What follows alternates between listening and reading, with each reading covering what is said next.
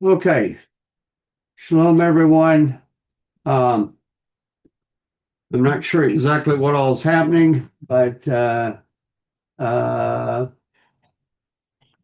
we have had quite a journey trying to get to uh,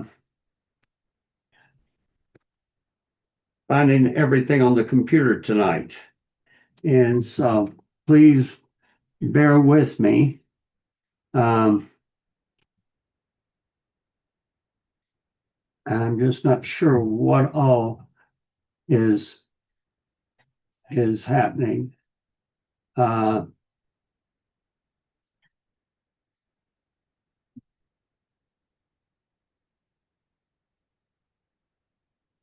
okay. Hopefully, I'm going to go ahead and go in on things tonight.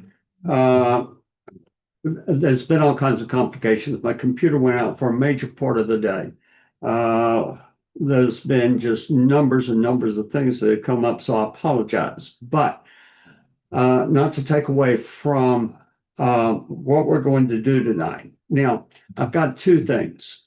First, I do want to say that Gabrielle Gallego's wife, Maria, Maria's mother, uh, which is Sophia Reina, was diagnosed today with breast cancer. And so please remember her in your prayers. And her grandmother's name, which would be the mother of her mother, her name is also Sophia. Okay. And so please continue to pray. I had a cousin that died this week, and Carrie Humphrey, and please be praying for her family, her sister, and lift them up. And just a lot of people going through a lot of things. Randy Fields lost his son about a week ago, and please be praying for him. Okay, now I want to bring my slides up. And we will go at this. Tonight we're going to have an interview that I conducted on Sunday with Yehuda ben Tzvi. It's going to be on the red heifer, but it's also, there are amazing new developments in Israel towards the rebuilding of the temple. He's going to go through 6 points. And these 6 points are very exhaustive. I'm going to show you a lot of pictures outside within the slide presentation. We're going to watch the interview, and this will be where it's first time to be viewed, and it's actually the first time I will have seen it since it was edited. In addition to that, I have come out on a video that I think was just released recently. And in this video, this documentary, I very much disagree with the message that's being conveyed. And my presence in the video, I'm going to show you the little clip, gives the impression that I'm in support of what is being said in that. And I want to cover that because, as I mentioned, it literally was a shock to me, and I want to disassociate at all from this particular teaching. So we're going to do that first.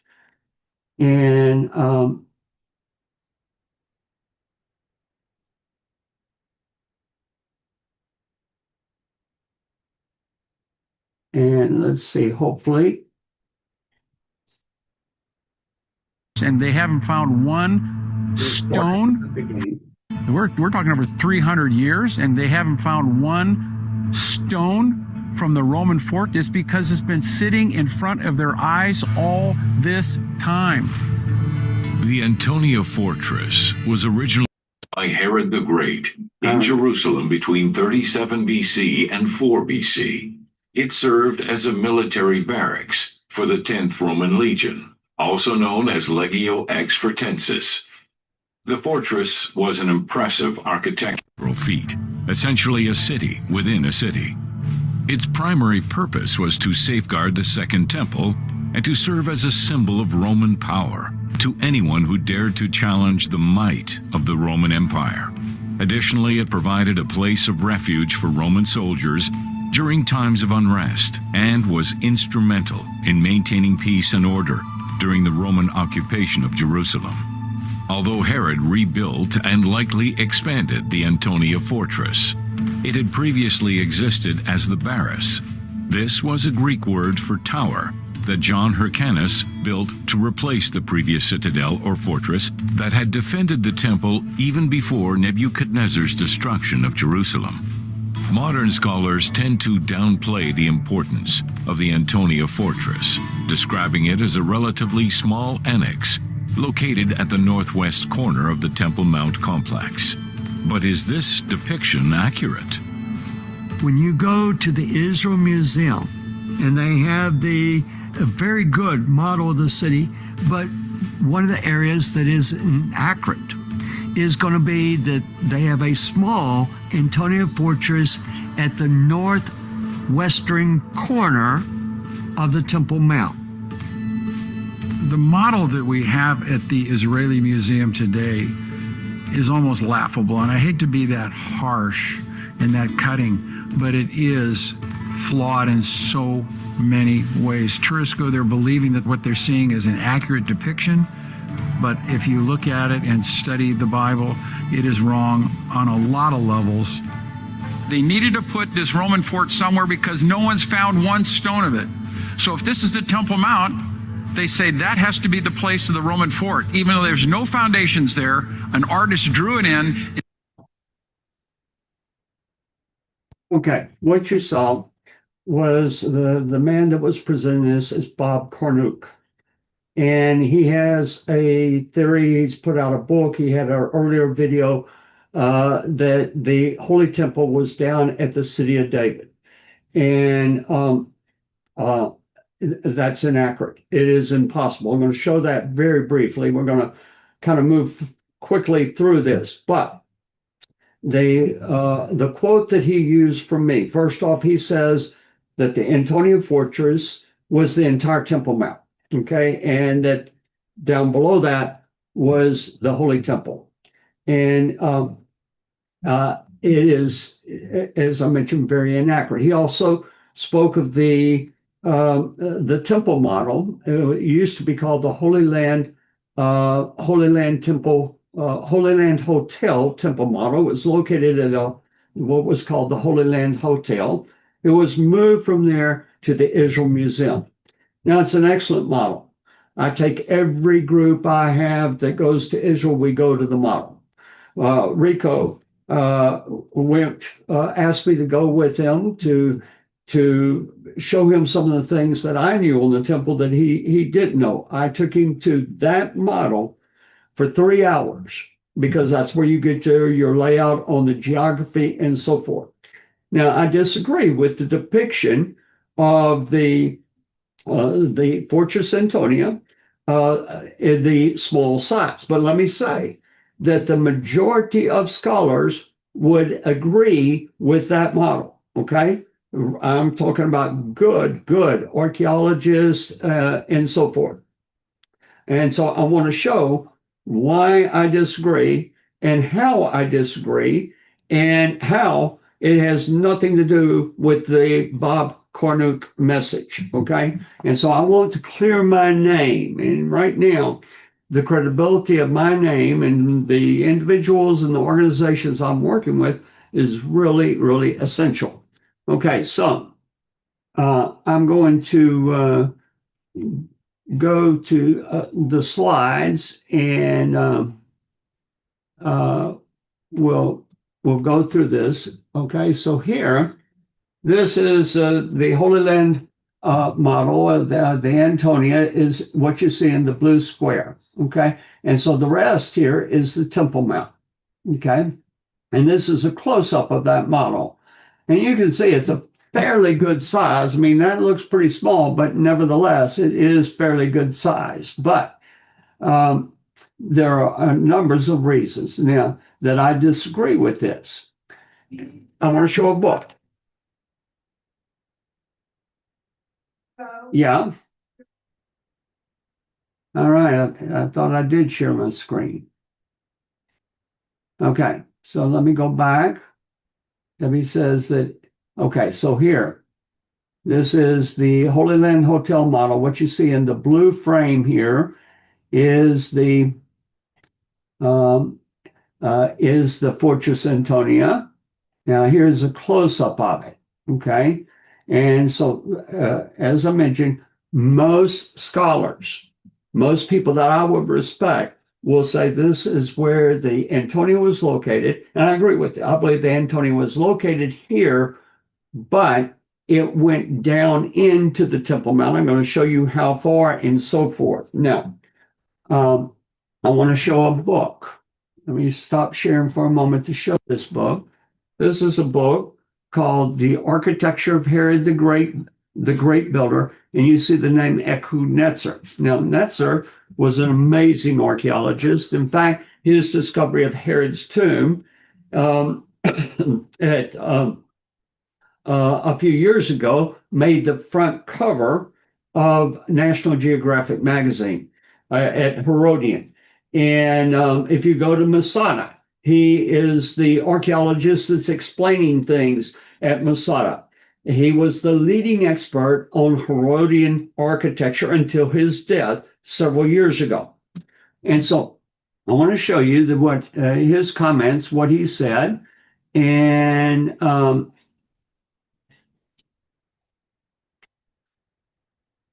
go forward here. This is on his page 177. And it says the northern boundary of Herod's Temple Mount differed from that of the present day Haram Ashrif. Okay, that's the Temple Mount. That's the Muslim name of the Temple Mount. I have no doubt that the Antonia projected into the outer court perhaps as much as 75 meters, see part 2. The assumption is based mainly on the following 3 arguments. A, the presence of a section of unhewn rock at the northern edge of the western boundary of the Temple Mount, along about 50 meters. If the major scarp at the southern edge of the hill under the Antonia was removed in Herod's day, this relatively narrow and short section of unhewn rock would also have been eliminated. Okay, so B, from Josephus's description of the Antonia and the comparison I made between it and Herodian's mountain palace fortress, okay, that's where he found Herod's tomb, I came to the conclusion that the area left beyond the existing scarp is too narrow for reconstructing the Antonia here. In particular, if we accept Josephus's description, the latter is being shaped like a tower from which 4 towers rose, one in each corner. And C, various passages in Josephus indicate some sort of irregularity with regard to this corner.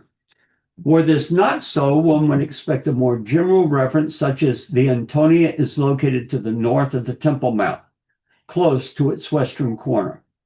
Josephus's mention of both the western and northern colonnades in connection with the steps descending from the Antonia toward the Temple Mount, to be used by the guards on duty, is puzzling and might suggest a gap between them. The events in 70 Common Era, when the 2 colonnades caught fire at different times, also hint at a gap between them.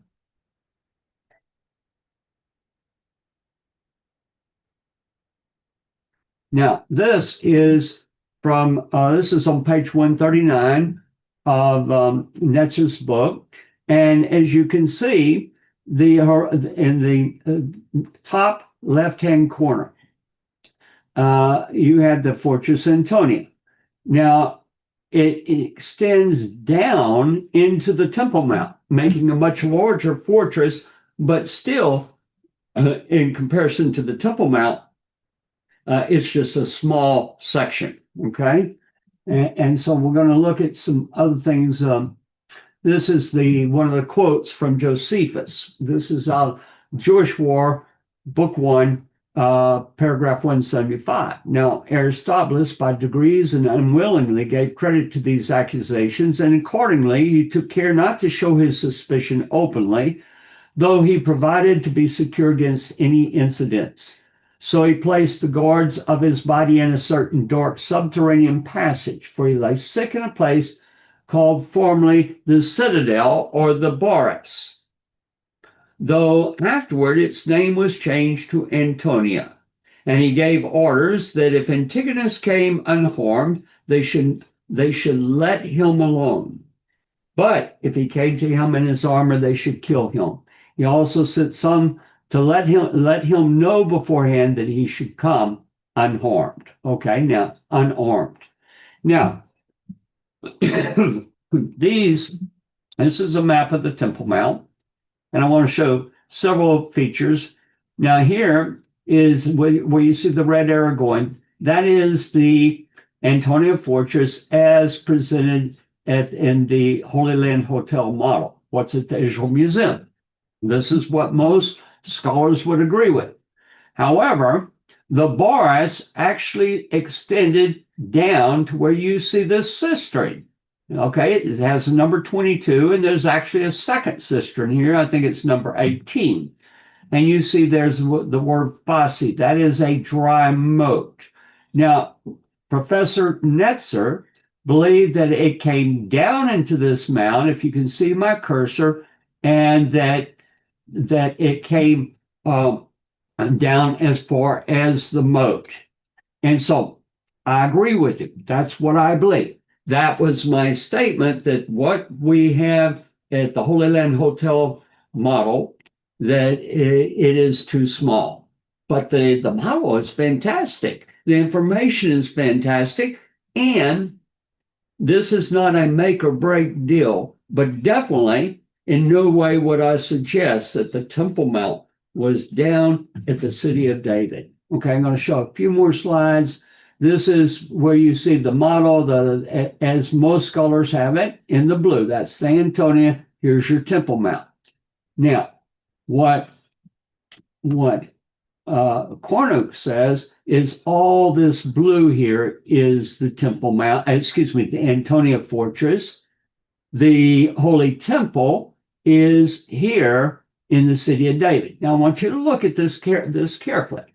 This is a topographical map, and it has a retaining wall going all the way to the bottom. See, it extends over the ridge and goes all the way to the bottom. A wall of that size is going to leave evidence. There would be ample evidence, because you're going to have very deep foundation trenches, all kinds of things in order. None of this has been found. Okay, and so we'll see right here, this is the area where he's saying the temple was. But he's extending it all the way over, making a bigger facility that can be. And this is the top of the ridge. It has to be in this small area. Okay, won't work. All right. Okay, now I'm ready to show the video. And let me see if I can get that up. All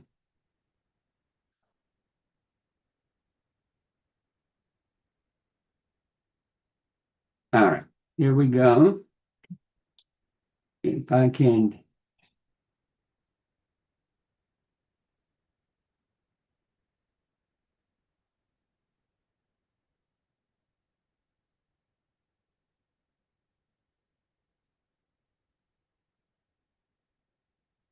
Well,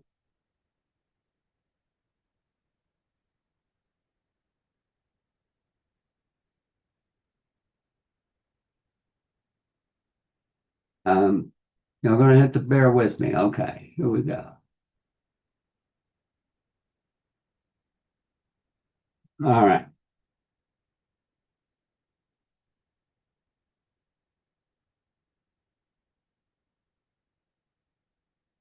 Now, this video, this is the interview with Yehuda ben Tzvi. And I've done a lot of interviews in my life, but personally, I think this is one of the most exciting interviews I've ever been involved in. And I think his information was astounding. Okay, so I want to thank Gabriel Gallegos. He did the editing. He made an intro for it and an outro, and we'll talk about it as we go. All right, as we get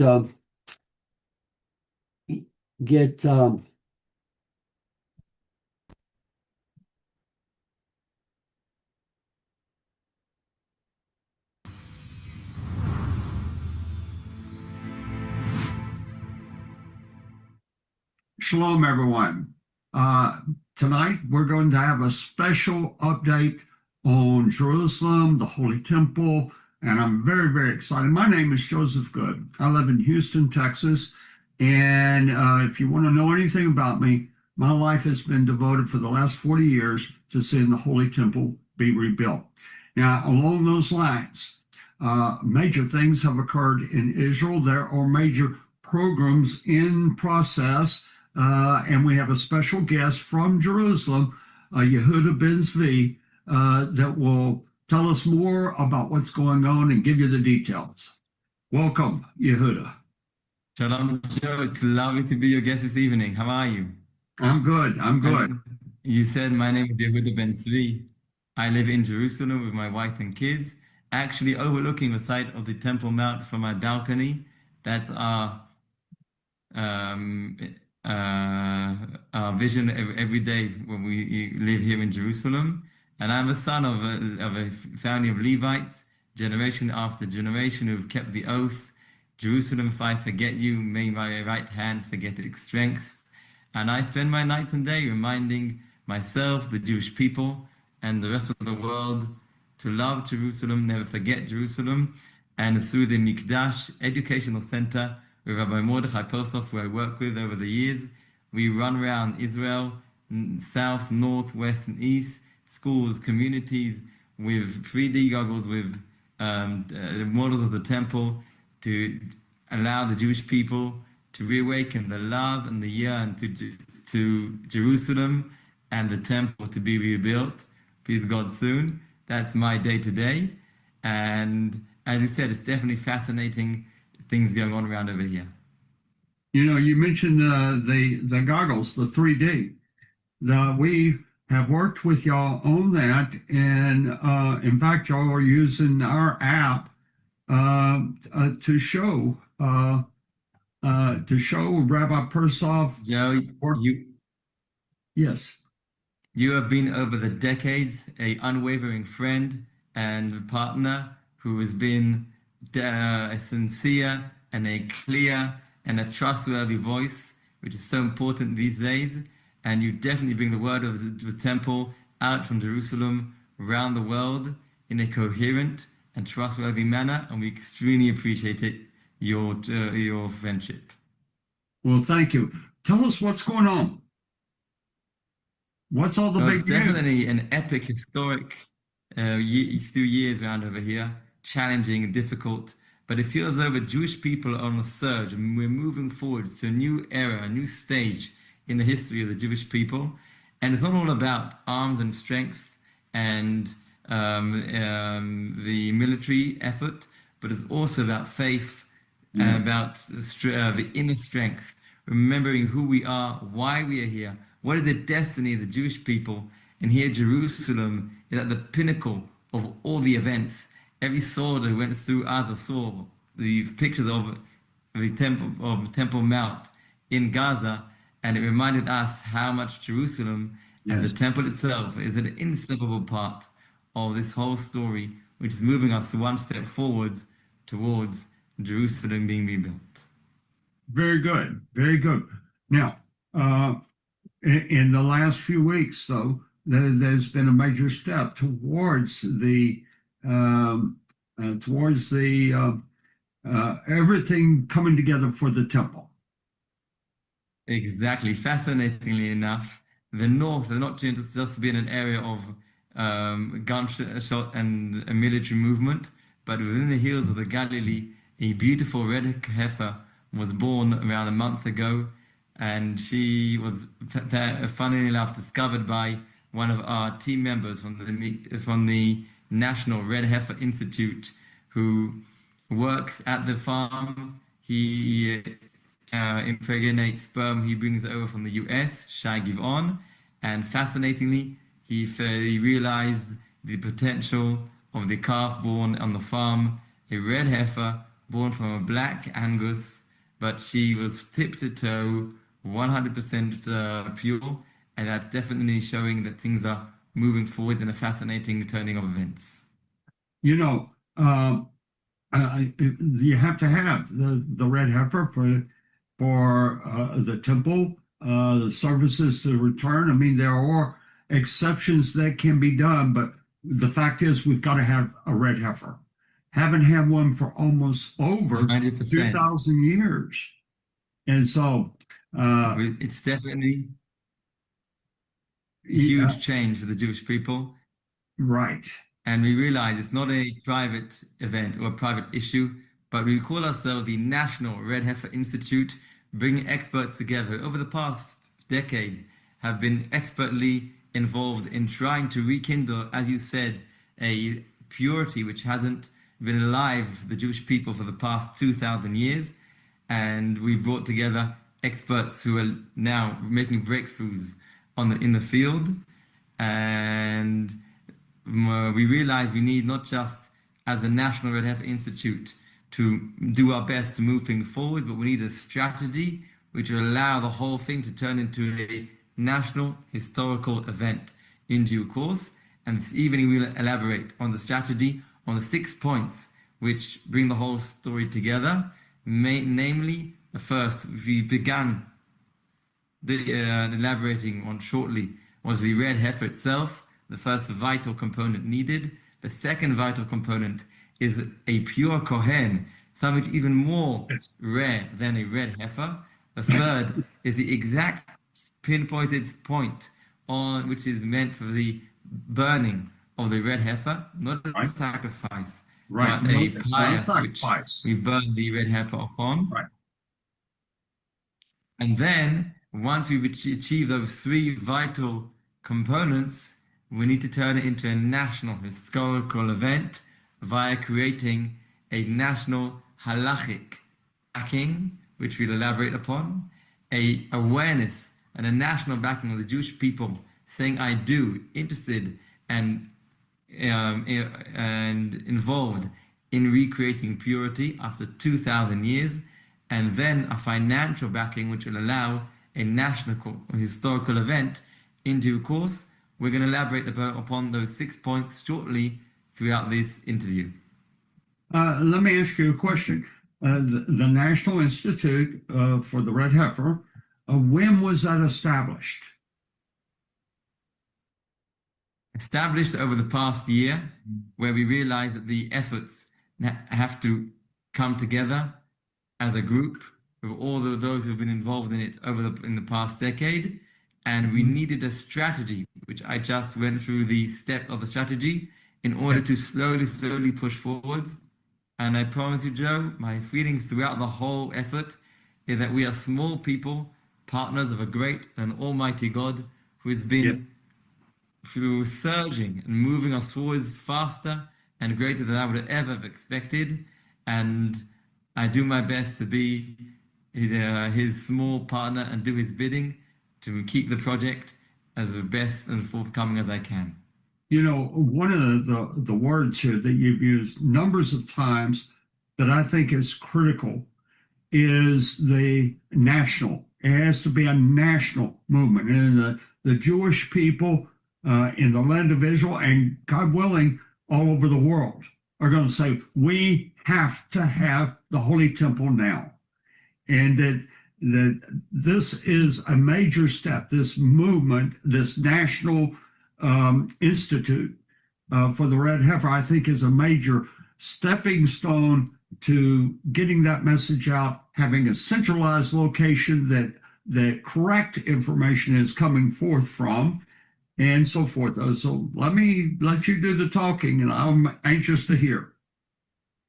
So let's go through the 6 points, starting with the red heifer itself. As you know, a red heifer is not so rare. It's actually something which is found throughout, for example, Canada. Hundreds of thousands of red Angus are bred through in huge pastures, and which they are, even some of them, from head to toe, 100% red. So why is this something which is considered nearly or actually impossible to find? Because there are two vital laws regarding the red heifer. The first, it must not have a blemish. The heifer has to have nothing which has blemished any part of his body.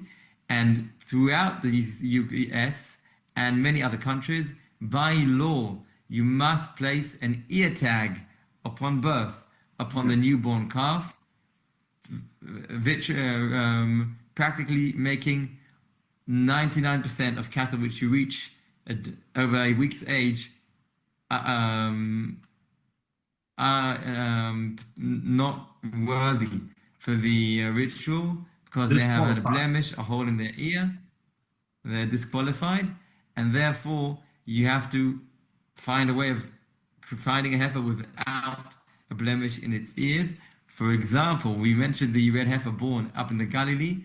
It as well, even a week old, once Shai Givon from the National Red Heifer Institute reached the heifer, he saw she had already 2 tags in her ears. I said to Shai, immediately get those tags out of there.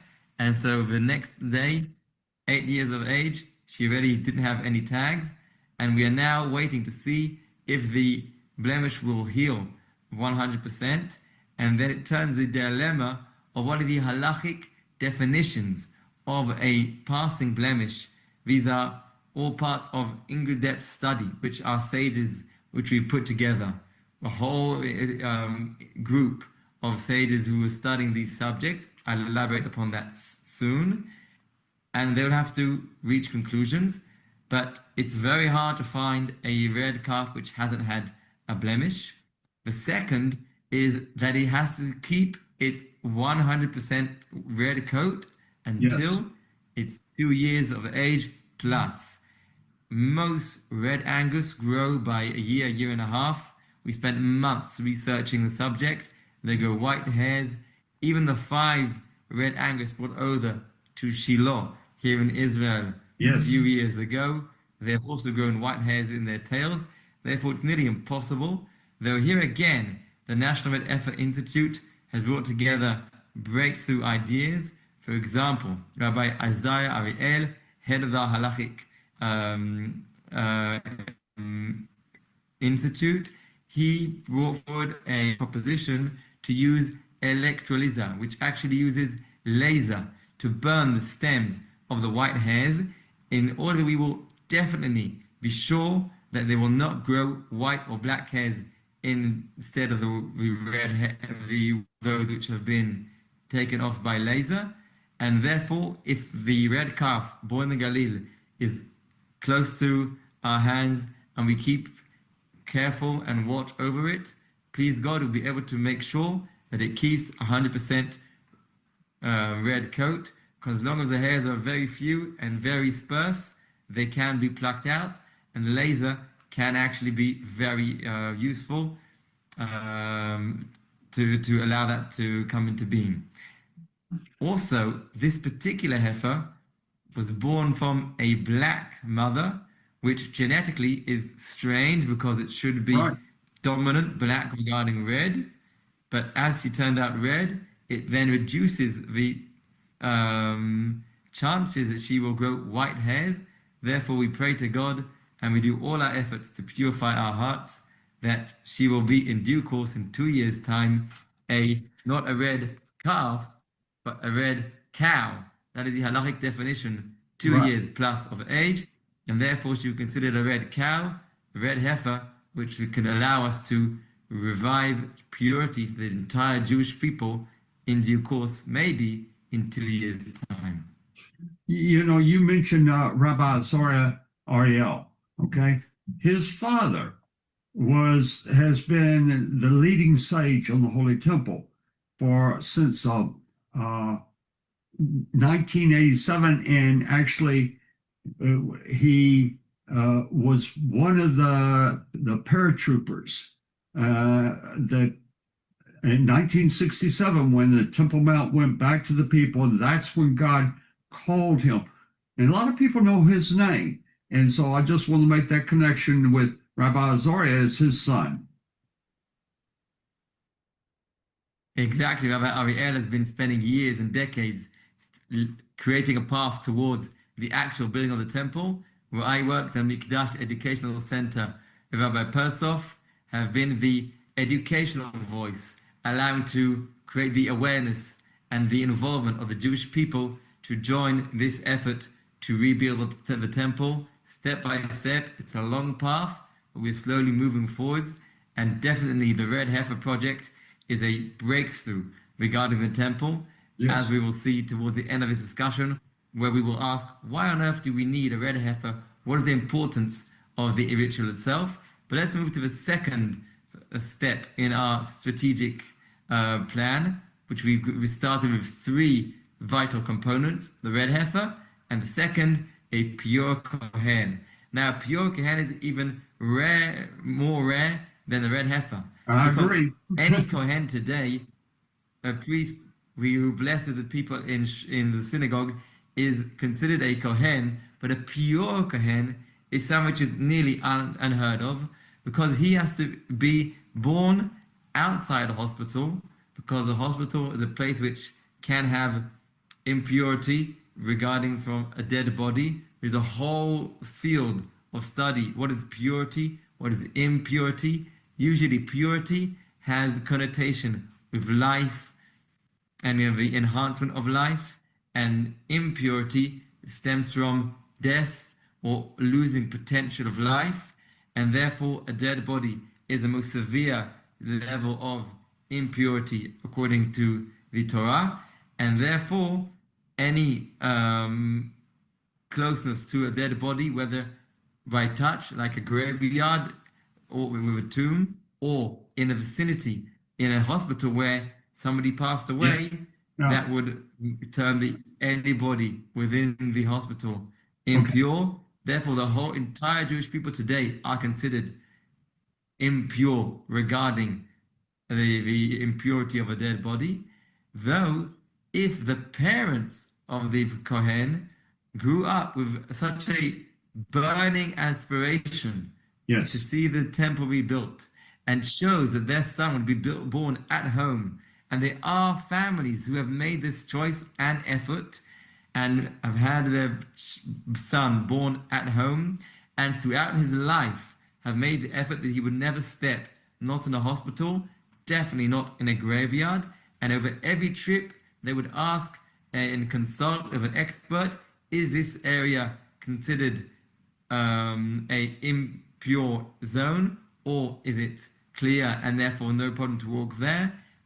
As long as we don't know it's a battlefield, or we know there are archaeological excavations which show there have been dead bodies in the vicinity, the whole of Israel is considered pure. This is God land, and therefore is considered pure, although it is not to be taken for granted.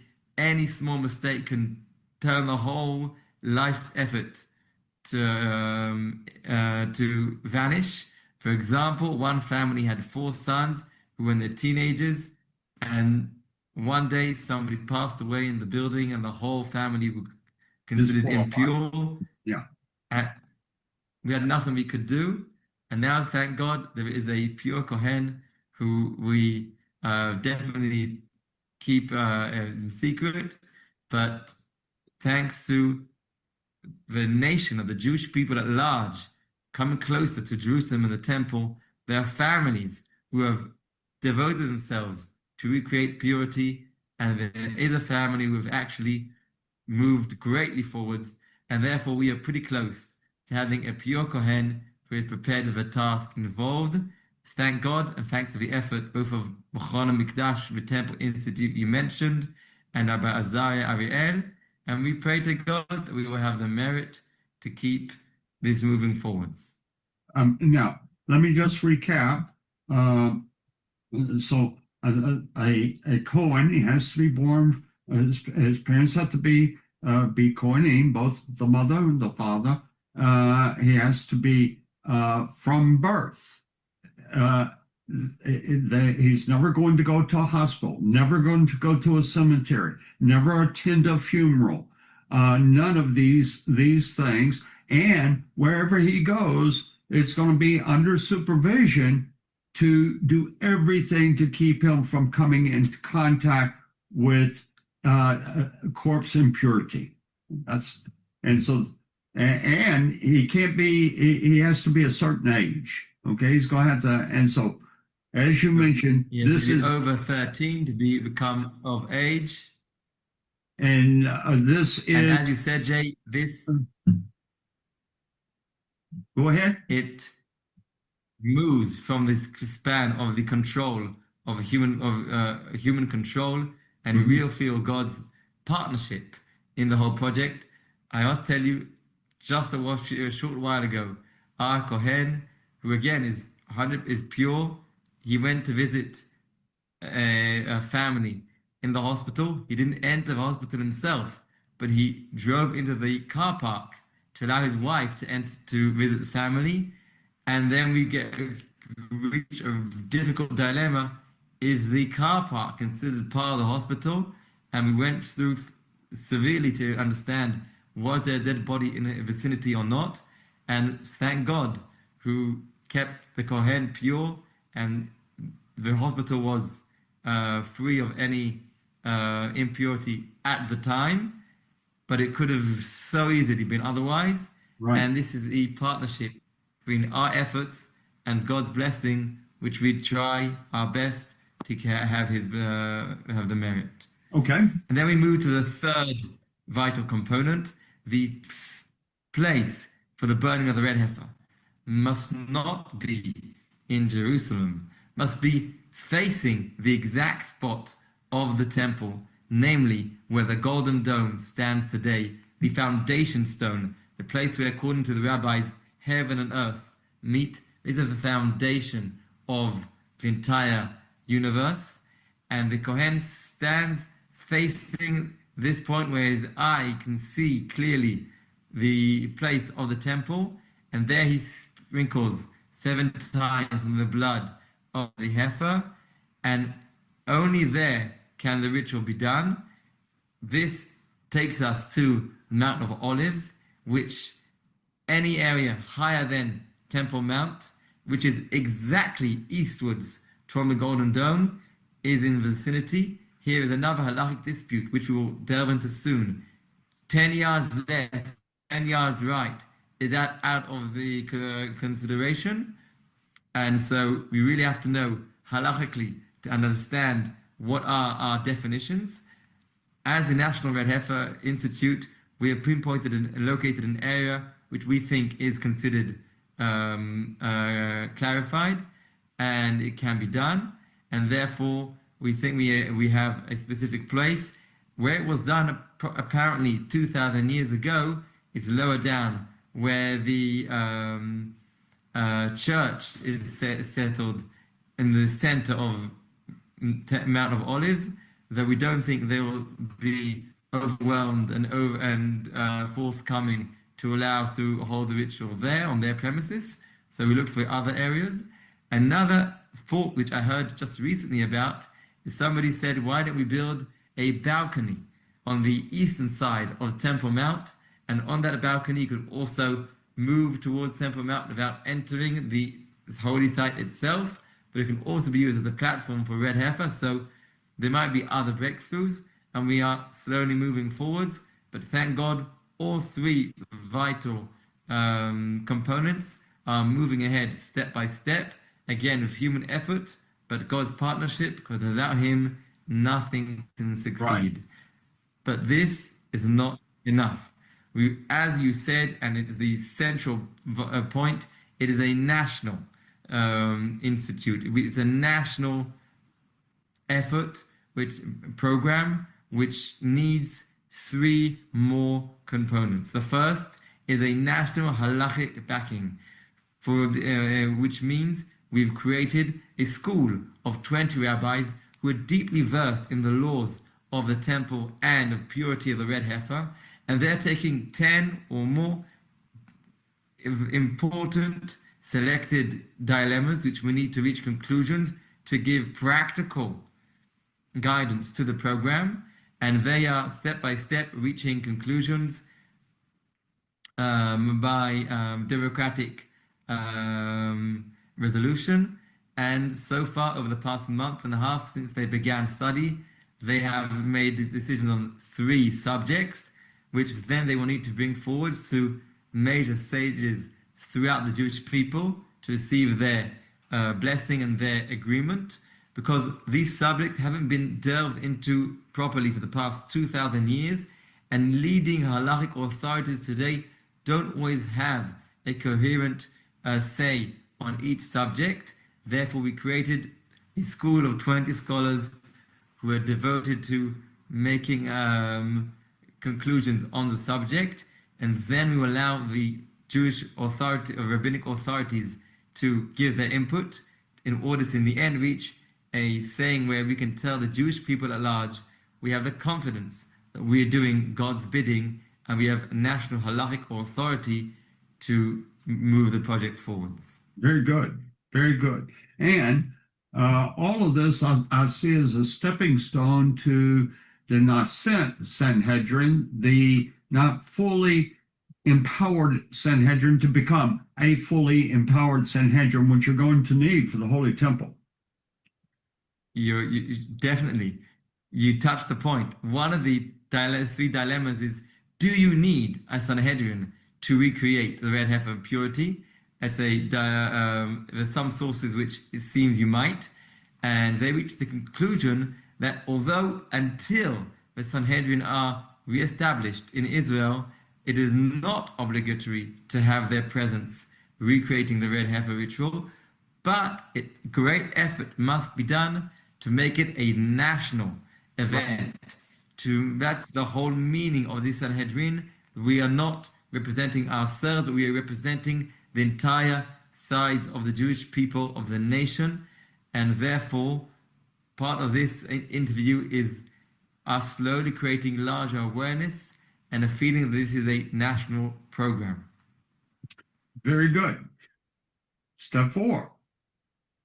So step 4 to step 5. Step 5, correct? Yes. Is the national awareness. How do we rekindle the love and the care of the Jewish people to aspire to recreate purity? How do we make the Jewish people say, I do, and be part of this national effort? So here we've created a few bridges. The first is, for example, this interview. We are spreading the word via media, via newspapers, via internet, via our site of the National Red Heifer Institute. And we really appreciate your time and effort, Joe, for this interview, where we allow the world to get direct, trustworthy information, which is something so rare today, because you can so easily be led astray. For example, just last July, there was a whole story through the practice which we made, practice rehearsal for the red heifer. I was there myself, and it was 100% far from being anything up to standard. It was far away from Jerusalem, nowhere close.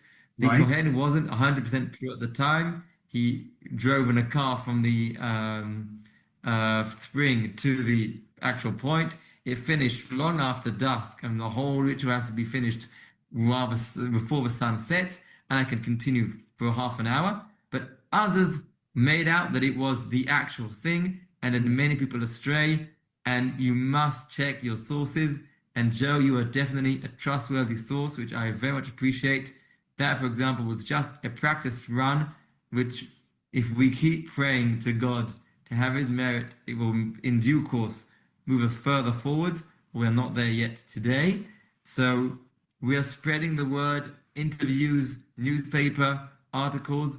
Anybody's interested in making more videos or interviews is welcome to make contact either with the Mikdash Educational Center, through Rabbi Persoff, and we move the subject forward, or through the Red Heifer Institute, and we are happy to help. That's the first. The second is we are creating a whole educational program, which we, please God, have in mini Israel. The Mikdash Educational Center has created a Bible land a whole park which encompasses three subjects. The first is the Bible, life-size figures of scenes of the Bible coming to life before our eyes, whether it's Moses in the Nile, or Yael when she stands over the dead body of Sisera, or if it's Simpson bursting through the pillars of the Philistines, or the King Solomon the Wise, the whole Bible coming alive. That's the first subject. The second is the temple itself, as a whole tent which is designated to the temple. A model of the third temple of Ezekiel has also been built there, 3 meter by 3 meter size, allowing us as the Jewish people and the world to dream what might look the third temple. And we are now, please God, considering and planning to build, please God, a third part, which is a red heifer purity center, educational center, and we slowly, that will allow many thousands of people, Jews and non-Jews, from Israel or from the diaspora, to reconnect to Israel, the Bible, the temple, and the purity. So that is the educational side of the program. We also spend, as I mentioned earlier, our nights and day running around Israel, teaching about the temple, and we also speak about the red heifer throughout our educational programs. I have some questions. The park that you mentioned, Go what ahead. is its official name? What is the official name of the park that you mentioned? It's all made in mini Israel, which is on the way to Jerusalem. And Yes. there the whole park has been going through renovations over the past few years, turning into an educational zone which allows connection deeper to Israel, the Bible, the temple, and please God, the red heifer as well. And where's the exact location?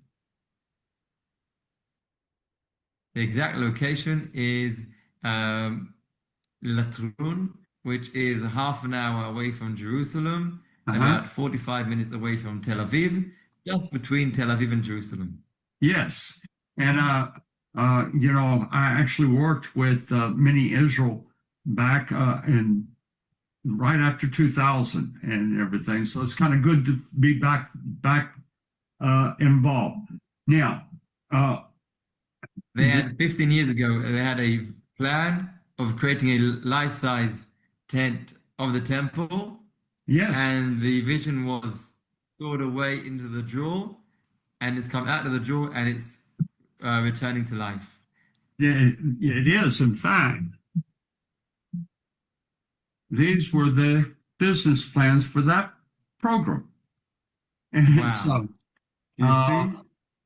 See how so- things move? so everything in the timing of Hashem. And that's, you know, and that's what we're seeing, all these things come together. Now, do you have any pictures of the calf that was born that you could share with us? Sure. Because as we mentioned earlier, a red heifer is not something it is so rare. Here you can find throughout the internet pictures of red calf, Angus are well known, even Jellibees are other species, the different species of red-coated cattle, and they can be found easily, though the difficult one is to find one a year and a half of age without any white hairs, or a year and a half, it's hard, but it needs to be 2 years plus, and without a blemish on its ears. Here you can see already the picture of the red calf born in the hills of the Galilee, in the farm itself, by Azariah Ariel and myself, and she is slowly growing, and please God, we pray she'll have the merit to reach the age of 2 while she's 100% red, and therefore we named her Tamima, in a prayer that she will remain Tamim, whole, both in body and in redness of her coat. You can see in the picture here with the tags, here without the tags, And so, please God, we pray to God that she will keep healing to a full recovery in the blemish of the ears, and our school of rabbis will reach conclusion that it's considered kasher, is considered worthy for a red heifer, and then we will be able to declare that we have a red heifer here in Israel. Very good. Very good. And so the go ahead. That brings us to the sixth step.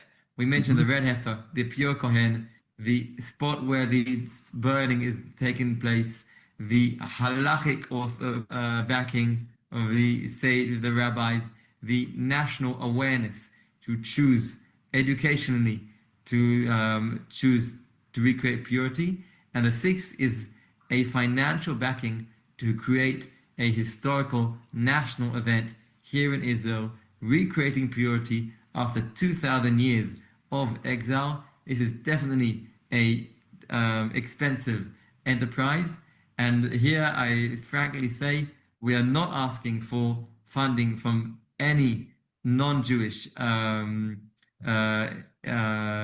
pocket, because we believe that first and foremost the temple and our covenant with God stems from the relationship between the Jewish people and God, and therefore it has to start from us choosing and paying and working as hard as we can to enhance the relationship between us and God, recreating the temple.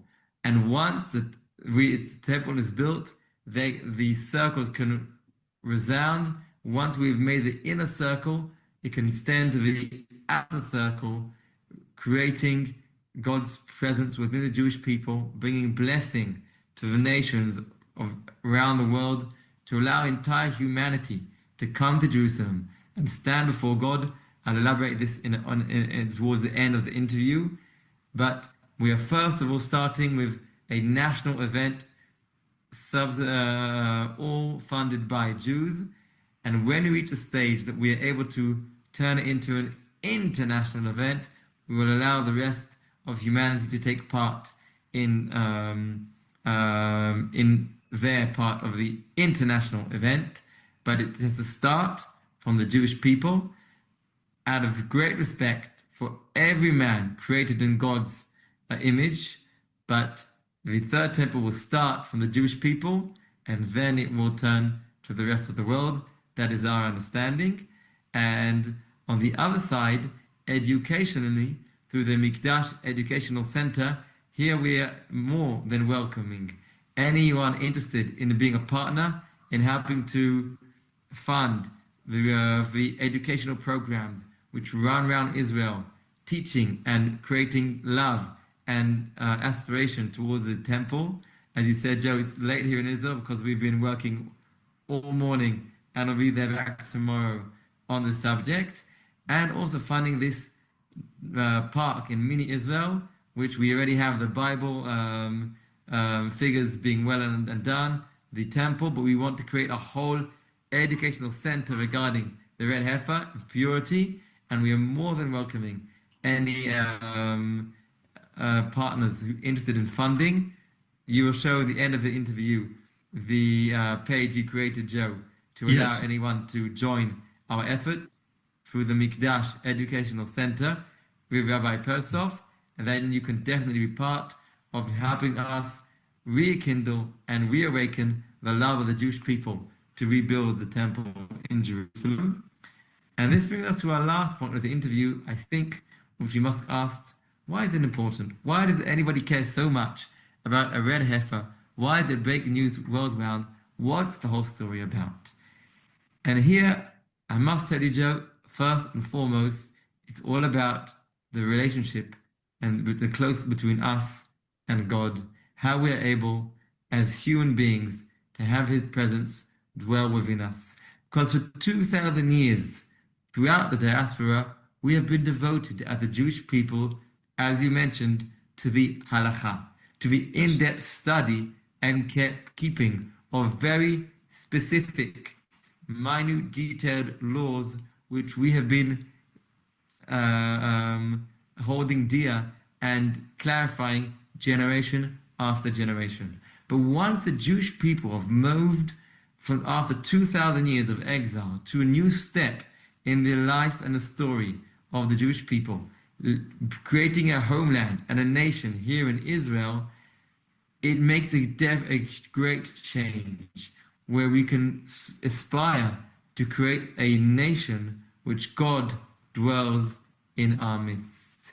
And how can you create a nation which has the capacity to God to dwell within us, to be a partner of all we do? How can a person walk before God on the face of the earth? These questions are in depth what the Torah aspires to teach us as a people and the entire world. How can man create space for God within him? And here, it's not just minute details of law or in-depth study of the Talmud. How do you create a nation who is capable of having God's presence within us? This question is definitely an extremely important part of the temple, which is a home. The temple is drafted just like a home. We have the lantern, we have a table. The Holy of Holies is twice named in the Bible. The bedroom, the intimate, close connection between God and the Jewish people, and therefore the home itself is designated to the relationship between God and the Jewish people. But the courtyards around the temple, in the Temple Mount, can definitely encompass all humanity, Muslim, Christian, Hindu, any God-fearing person asking to stand before his Maker and praying to God. This is the vision of Isaiah, that all nations will come and stand and pray to Hashem in Jerusalem, and we are 100% obligated to that vision of Isaiah. And therefore, the temple is able to allow God's presence to not just encompass the entire universe, but to be revealed in Jerusalem in a way which would allow humanity to stand before God in the Temple Mount. That's why it's so important to re-establish the temple, to allow God's revelation upon humanity, and to have His word speak once again from Jerusalem, as it did in the days of the Second Temple, or maybe the first when we had prophets. And the red heifer is another stage allowing us to purify our hearts, but not just our hearts, but our bodies, to allow the Jewish people to be a pure nation and have God's presence dwell within us. And we will please God, have the merit to walk before God upon the face of the earth, though not just by being pure in hearts and body, but by caring for other people, by being righteous, by being good people. And therefore, towards the end of the interview, I suggest, if you have been interested, fascinated, and want to be part of helping the Jewish people move another step towards God's revelation within us through the temple, through purity, I ask you only two things. The first, you can definitely be part of funding the educational programs we mentioned before of the Mikdash Educational Center. But far more importantly, is please purify your hearts, be righteous, care for the people around you, and please God. As humanity, we will have the merit of having God dwell within us and of full redemption, please God, very soon. Very soon. If people go to my website, which is called JerusalemTempleStudy.com, and you'll see it at the end of this interview, you can donate directly there. There will be a button for the Temple Educational Program. Okay, and that goes not to my organization. It goes directly to Yehuda's, the organization he works with, the Rabbi Persoff. It goes to this park that they're building. It goes to them going throughout the land of Israel, speaking to Jewish groups of all ages, all all groups and bringing the reality of the temple. And you know, one of the major things here is people know there's 613 commandments, okay, 613 mitzvot, but literally almost 200 of them cannot be done today because they require the temple. And so this is something that everyone and that's nothing God. technical. The mitzvot are our relationship with God, which means Yes. our ability to come close to Him, to Him dwell within us, changes if we have the purity and the temple, allowing us to reawaken, as you said, hundreds of mitzvot of the Torah. Right, right. And so, you know, I think that people should flock to help this effort every way that you can, in prayer, in financially, in the speaking to others about what's going on. Awareness, creating awareness, talking to others, asking for more information. You can speak to Joe, you can speak to us. We are doing our best to be God's tiny partners in Him moving humanity and the Jewish people to a better place. All right. And so, are we going to see the video? Exactly. We'll end the interview with a video we created. So enjoy, and shalom from Jerusalem. Enjoy.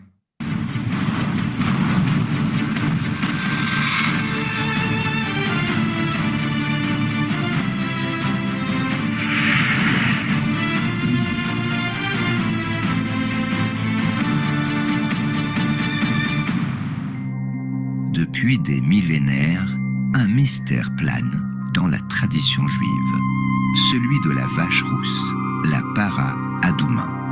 Unique en son genre, cette vache d'une couleur entièrement rousse, sans le moindre poil noir ou défaut, est mentionnée dans la Torah, dans le livre de Bamidbar, les Nombres. Selon la loi divine, ces cendres ont le pouvoir de purifier ceux qui sont devenus impurs au contact de la mort. באופן כללי אפשר לומר, יש לנו את הקדושה ואת הטהרה. בית המקדש זה הקדושה. הטהרה, או אפשר להגיד במילה נרדפת, ניקיון, זה כרטיס הכניסה אל הקדושה. אי אפשר להגיע אל הקדושה בלי הטהרה.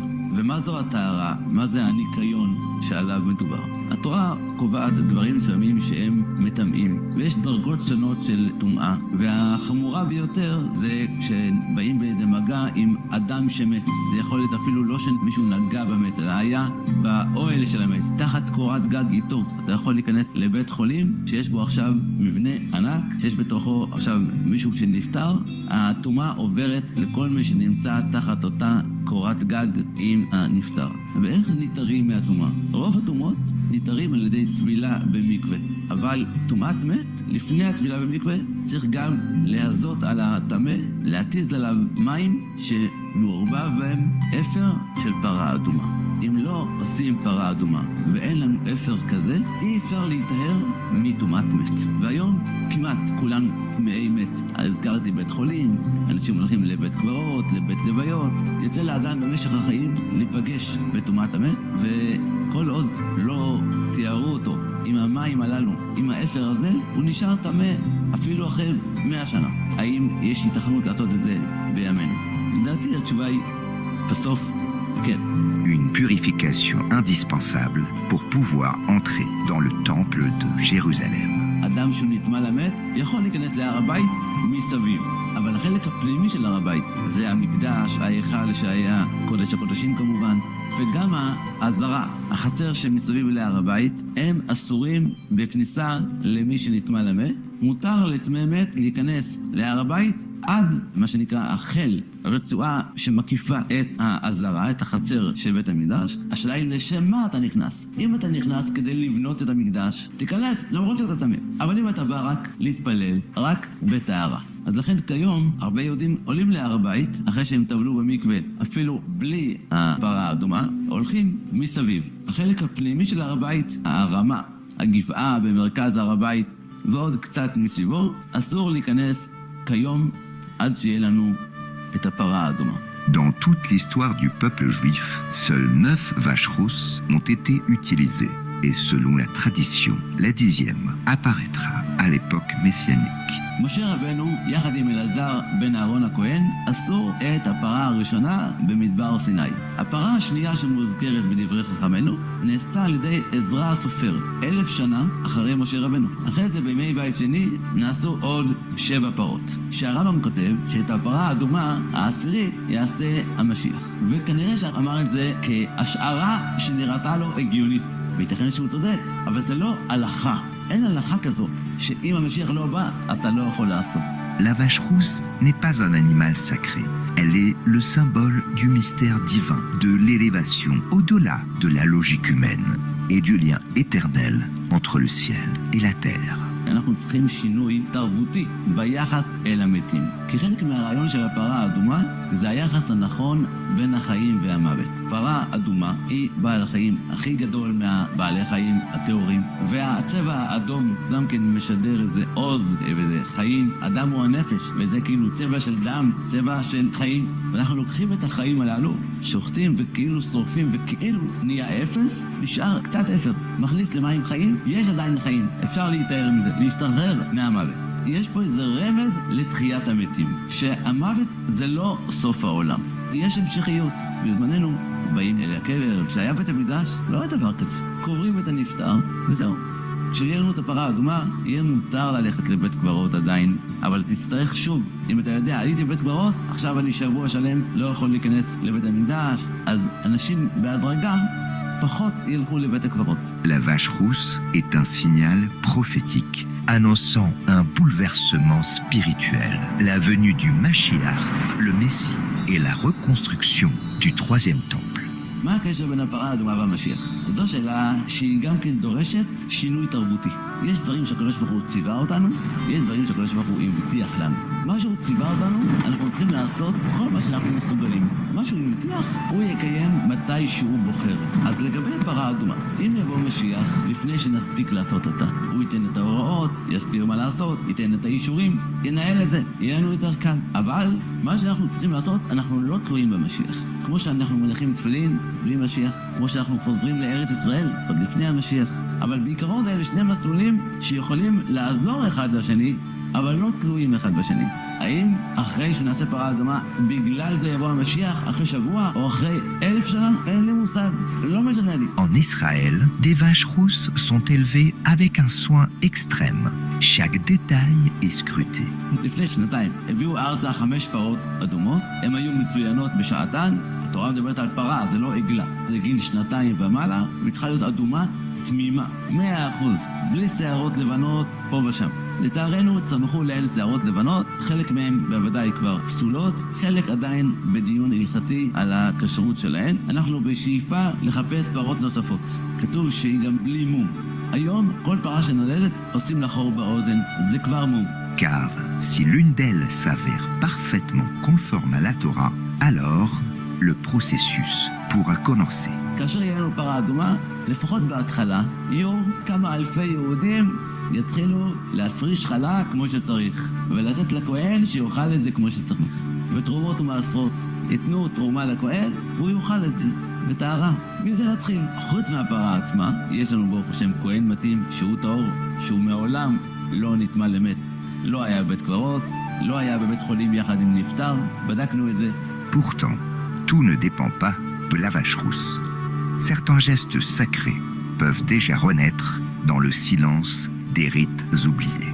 אפשר לבנות את המקדש ולחדש את הקורבנות הציבוריים בלי פרה אדומה. כל קורבן שיש לו תאריך קבוע, קורבן תמיד, קורבן מוסף, קורבן פסח, זה דוחה את הטומאה. אם הממשלה תיתן רשות עכשיו להתחיל לחדש את הקורבנות, אפשר עוד לפני פרה אדומה שכהן גדול ביום כיפור ייכנס לקודש הקודשים. ודאי שעדיף בטהרה, אבל אם אין ברירה עושים את זה גם בטומאה. זה לא דרמטי. אם הממשלה תגיד לנו עכשיו, המקום פנוי, תקימו מזבח, בונים את המקדש ואת המזבח גם בטומאה שאין ברירה. נעשה את זה היום, לא נחכה לפרה אדומה. Mais alors, pourquoi la para adouma demeure-t-elle si essentielle? Qu'elle porte scellée depuis des millénaires, ces cendres pourraient-elles introduire אנחנו צריכים את הפרה האדומה בשביל חלה, תרומה, מעשר שני, דברים קדושים שצריך גם לאכול בטהרה. ובשביל קורבנות שאין להם תאריך מסוים. 13 רגלים, יהודים עולים לרגל. איזה קורבנות יש ברגל? יש קורבן מוסף בשם הציבור, ויש קורבנות פרטיים, עולת ראייה, חגיגה. זה לא דוחה טומאה. בלי פרה אדומה אין עלייה לרגל. רק הקורבנות הציבוריים יוקרבו. ייכנסו קצת כהנים, יקריבו קורבן מוסף, יצאו החוצה. הטהרה תאפשר לנו להיכנס יותר בחופשיות, עוד כמה מטרים פנימה, עדיין לא לקודש הקודשים. לקודש הקודשים רק הכהן הגדול ביום הכיפורים. גם להיכל זה רק הכהנים כשבאים לעשות איזה עבודה, להדליק את המנורה, להקטיר את הקטורת. הפרה האדומה תאפשר להתקדם יותר מהר בכל התהליך של בית המקדש וחידוש הקורבנות. Mais la vache rousse ne relève pas uniquement du destin des enfants d'Israël. Le mystère de son silence ancestral murmure aussi un appel aux nations, comme un souffle ancien, prêt à franchir les limites du temps et des peuples. מה המשמעות של הפרה האדומה עבור אומות העולם? מה זה נותן למי שלא יהודי? לפי ההלכה, מי שהוא לא יהודי והוא נמצא בבית קברות, הוא לא נטמא. אז הפרה האדומה היא לא מתארת אותו. אבל כאשר יבוא מישהו לא יהודי, רוצה להביא למזבח איזה קורבן, אנחנו נוכל לקבל את זה רק אם אנחנו טהורים. אם אנחנו טמאים, אנחנו לא יכולים אפילו להיכנס למקדש בשביל להקריב את זה בשבילו. אז למעשה אפשר להגיד, הפרה האדומה היא יכולה לעזור לשלום העולמי סביב בית המקדש, בזה שהיא תאפשר את הקורבנות של מי שלא יהודי במקדש. Si le seuil paraît proche, quelques épreuves demeurent comme les dernières marches d'un escalier secret que l'humanité doit gravir. צריך מחדש לחפש פרות אדומות טובות, לראות איזה זן, שגם הפרות הבוגרות, הבנות 2-3, הן אדומות. להביא אותן לארץ, זה דבר אחד. דבר שני, למצוא את המקום המתאים בהר זיתים, שהוא גם בכיוון מדויק ממול, המקום שהיה בית המקדש. זה לא בהר הבית. צריך שיהיה מקום או בגובה של הר הבית, או יותר גבוה. צריך שהכהן ששורף את הפרה יוכל לראות בעיניים את הרצפה של בית המקדש. יש שם כמה בעיות לאתר את המקום המתאים, גם בגלל שזה בית קברות. אם הכהן שלנו הוא טהור, איך הוא יגיע לשם? צריך לבנות איזה מסלול מיוחד שהוא מוגן מטומאה, ולהשלים את כל ההכנות הלימודיות. יש לפחות 15 שאלות קריטיות שצריך לפתור אותן, מכיוון שזה נושא שאין לנו עליו מסורת כבר 2000 שנה. על כל הדברים הללו צריך גם איזה בית דין, איזה פורום של תלמידי חכמים שישבו וילבנו את זה, ואז אפשר להתקדם. Lorsque la 10e vache rousse sera prête, ce ne sera peut-être pas simplement un événement agricole, mais plutôt le signe que l'histoire touche à son accomplissement. אנחנו נראה כהן עם בגדים כמו ביום כיפור, בגדים לבנים. יהיה ערימה של עצים, מעל זה הפרה. הכהן ישחט אותה. אחרי זה הוא לוקח מהדם שלה, מתיז 7 פעמים לכיוון מקום המקדש. שורפים את הפרה השחוטה עם העצים. הכהן לוקח 3 דברים, ארז, אזוב וצמר צבוע בתולעת שני, זורק אל תוך השריפה. אחרי שהשריפה נגמרת, יום שלם, כי פרה זה דבר גדול, יבואו אנשים, יכתשו את הגחלים, יצרו מהם אפר, צמים בכלים טהורים, לוקחים את האפר למקום טהור שמור, הולכים למעיין, מים חיים, שואבים מים מהמעיין, שמים במים קצת מהאפר, ואז יכול לבוא מישהו טהור, לא חייב לו דווקא כהן, לוקח אזוב, זעתר, מכניס למים, והוא מתיז מים על הטמאים. יהיה אפשר לפזר את האפר הזה בכל הארץ, ויהיה בכל אזור תחנה לטיהור טמאי מתים. אפשר עם פרה אחת לתאר את כל עם ישראל. 1,000,000,000 הזעות בלי בעיה. Alors, après l'intelligence artificielle, verrons-nous l'émergence de la sagesse spirituelle? La technologie, en domptant la matière, peut-elle hâter l'avènement de l'invisible? מה שעשו עכשיו זה הפריה רגילה, שהביאו זרמה מפרים אדומים טובים והכניסו אותה לפרות הללו, כשהיו יותר צעירות היו 100%, אז זה סיכוי די גבוה שגם הילדות שלהם יהיו כאלה. זה לא בהנדסה גנטית. הנושא של הנדסה גנטית הלכתית הוא אפשרי. אין לי שום בעיה לעשות פרה אדומה בהנדסה גנטית. אבל מבחינה מעשית מאוד מסובך. זה נושא שלא נחקר עדיין, ויהיה צריך מחקר נפרד על כל זן, האם ההנדסה הגנטית להוסיף גן, להוריד גן, איזה גנים שולטים על הצבע, האם אפשר לעכב את התהליך של הלבנה של השערות. זה סיפור למחקר גדול שעדיין לא נעשה בעולם. אחרי שהחקירה תיגמר, זה יהיה מאוד פשוט למעשה. הרבה פרות אדומות בקלות. אני בטוח, למשל, שהבינה המלאכותית תוכל לזרז את הבירור הגנטי, איזה גן שולט על הצבע של השערות ומה צריך לעשות בשביל לשפץ. זה יכול מאוד לעזור. אם נעבוד מהר וטוב עם כל המשאבים, תוך שנה, שנתיים אפשר. הכל אחריות שלנו בעזרת השם.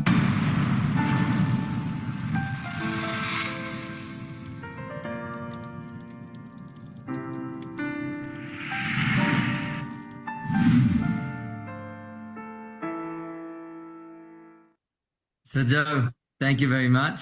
Thank you. Please God, we all have the merit, maybe in 2 years' time, maybe more. Please God, we'll be able to, from here in Jerusalem, declare the victory of life, recreating purity here in Jerusalem. Thank you so much for your effort and for all those who are taking the time to listen. And I thank you for doing this interview. And I'd like to ask people to help us in sharing the interview. Okay, if you can do that, that'll help the word get around. All right. Thank you very Yehuda, much, Joe. Shalom, Shalom, shalom, and may we see it come to reality. Amen. Okay.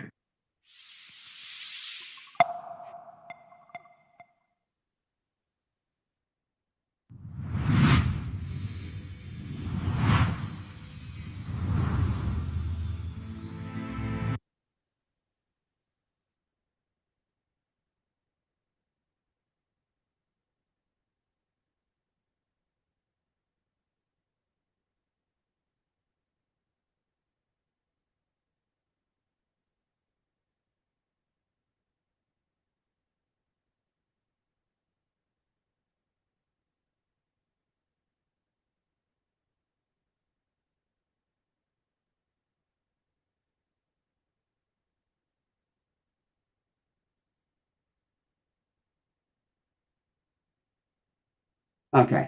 All right. Now I can repeat what I just said. Y'all, excuse me. Everything here, I'm just having to figure out as I go. But I hope you enjoyed the video. I hope you enjoyed the interview. It was probably amazing to some of you to hear. It was put out by a French group, the little video, but you were able to meet and see Rabbi Zoria. And ask you to give us your feedback, give us your comments. Let us see what you have, what you thought of this. I'm hoping that we get 1,000 shares. Okay, 1,000 likes, 1,000 shares, and if you would ask people to share the video with others.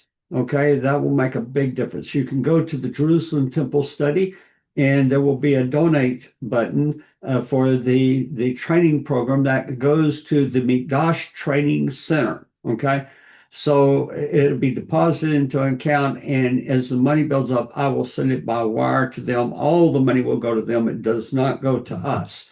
Now, I've got. I want to go into some more slides, and then we're going to open it up for questions. So I hope that you have questions and you have comments. Okay. I've got to get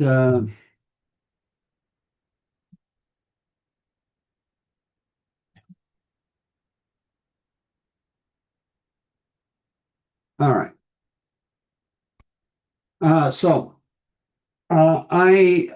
First off, let me mention that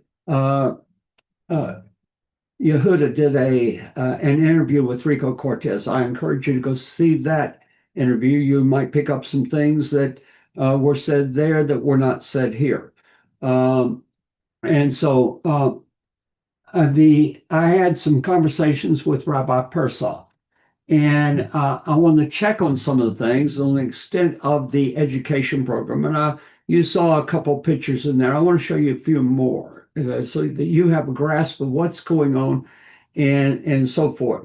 So in the conversation that I had with him about a week and a half ago, he told me, I thought I understood that he said that there were 200,000 students, a goal of the educational center reaching.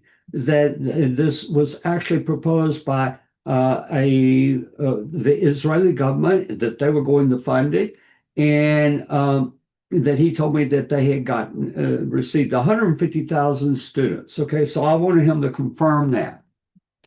We have to be very, very careful that the information that we put out is accurate. We don't add to it. We don't take away from it. And so this is what I sent to him. Shalom, Rabbi Persov. When I spoke with you last week, you spoke to me about a program funded by the government to teach 200,000 students about the Beit HaMikdash. I believe you said there were 150,000 that either had signed up or taken the course. Do I have correct information, and could you send me more info? This was his response. We reach about 60,000 people a year that we physically meet. For example, today we gave a 3-hour session in one school to about 400 kids. In the evening, my staff went up to a community of 100 kids, another group to a parents and children get together, and I set up a temple model in a wedding. For that, this was all in one day, by the way. For that, we get a small funding from the government. Besides that, a department within the Ministry of Education asked us to set a project, an online course that 150,000 kids and students learned and were involved in different Beit HaMikdash activities that we helped and encouraged them. Okay, so here are some of the pictures that he sent to us. And we're going to be developing some of this stuff up more and more. I want to show you, here's one group. They model temple models, art model. And here is the wedding that he mentioned. And he sent several pictures. I only included this one that they had done this over at the park, the mini Israel park. Now here's a classroom of young students. And look right, we'll see in a few moments some goggles come on. And here's more students in school and some of the activities that they're doing. Here it looks like they're at a sports court of some kind. And then here is Yehuda talking to a class. Looks like a regular school classroom. And look at all the goggles. Now, I want to talk about this. This was, by the way, this morning, I saw an article that Israel 365, Eliyahu Berkowitz, had done on this interview. And you might want to go and read that. Also, Victor Schultz with Mishnah Walk has written an article. I want to correct something that he said in there. We have a research group that we meet weekly, and we have a 2-hour meeting. People are doing stuff, besides there are other projects that stem from all of this. But that research group got started after we had the VR and the app. That actually came about. We were in Jerusalem. Went with Rico twice, and there were a few other people with us. And on one of those trips, Rico saw an app or something on the internet of a model, a virtual reality model. And so he called the people while we were there in Jerusalem. He called them, made contact with them, and he began raising the money for us to be able to make our own based upon my research. The research group came along a little bit later. Now, Rabbi Persov got involved with us. I wrote all the notes. I used only Jewish sources. I used a Jewish translation of the Tanakh. I used the Mishnah. I used the Talmud. I used Josephus. I used items along those lines, nothing out of Christianity per se. And then Rico came and he translated into Spanish, and Rabbi Persoff actually supplied to the company that was building this. He supplied some of the furniture, like the menorah, the Lechem Hapanim, the Shulchan Lechem Hapanim, the table of the bread of the face, and the altar of incense. He translated everything that we had, all the notes, into Hebrew, and they use it in their yeshiva as well as part of their program going around. These students are seeing our app. They're seeing actually not the app, but the virtual reality. And that's pretty amazing. And so we've been working with them as partners for some time. Here's Yehuda speaking to a group, and in the picture here, it's an interesting, there's some mistakes in it. This is Passover up above, and that's what he's talking about. Okay, you can see the word Pesach right here. And so here, this is an enactment that they're going through. And it's not just on the temple, but it's on the Bible and its history. Here we see some more with headgear. And here's Yehuda talking to another group. These are down at the park, I'm pretty sure. The mini Israel Park. And here we see a presentation being made, and you can see the range of students. This is at the mini Israel Park. This is David, a special display giving the story of David. And of course, all of this is going to be explained to the audience. Okay, here's Samson. Here we have Solomon and the baby and the two mothers and so forth. Okay, and here we have a Kohen. We've seen the articles of furniture in the Holy Temple. Here's a model of the temple. They have several models that they use. Here's another one. Okay, and look at the age of these. This is an Orthodox group. We can tell from the dress of the people.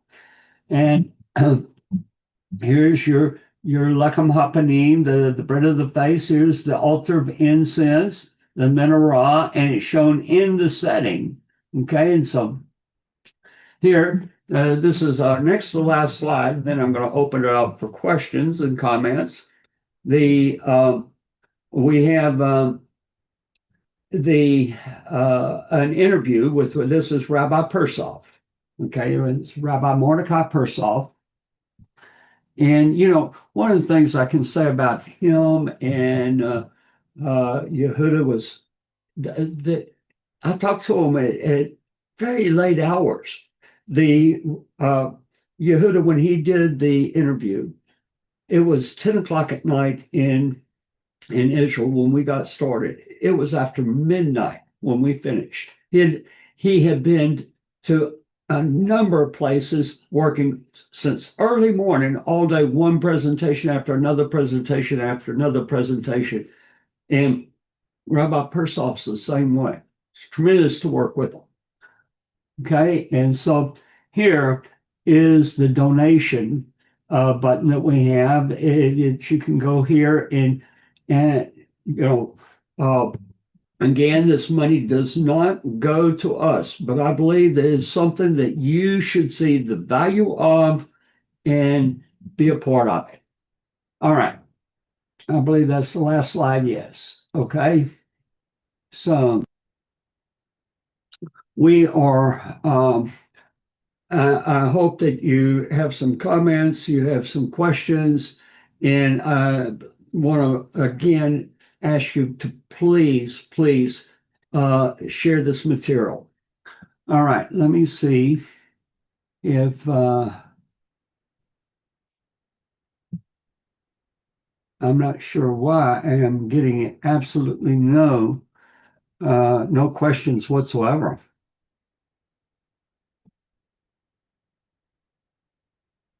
Uh,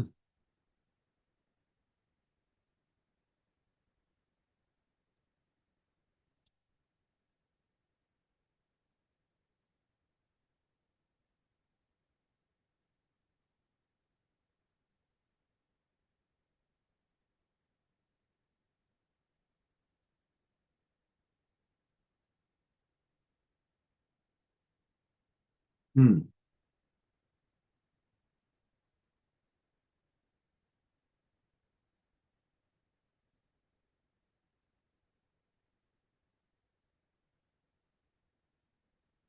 Well,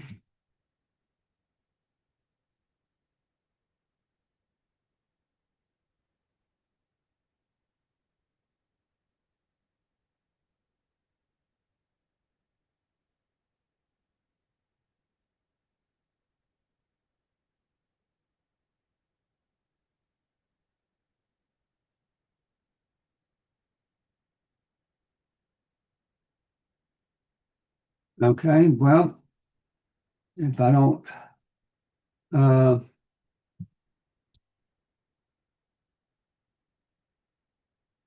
huh. Okay. Um, I have literally no, um, I'm not able to see any questions whatsoever. So, with that, I guess I will go ahead and stop and hopefully, hopefully everyone got something tremendous from it. All right. Thank you very much, everyone, and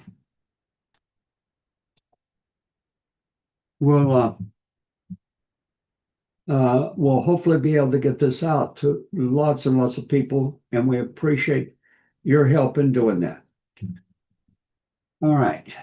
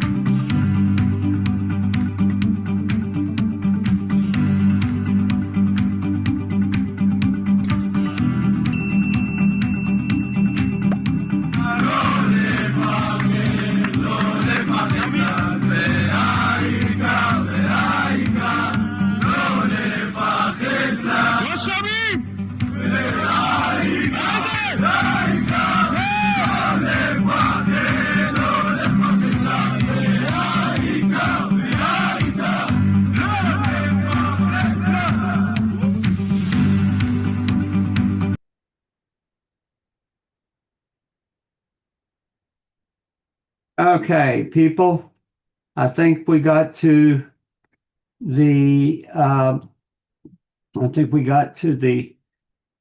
questions. If you're still with us, I'm very anxious to see these. Shalom from Montana. That's just follow him. Okay.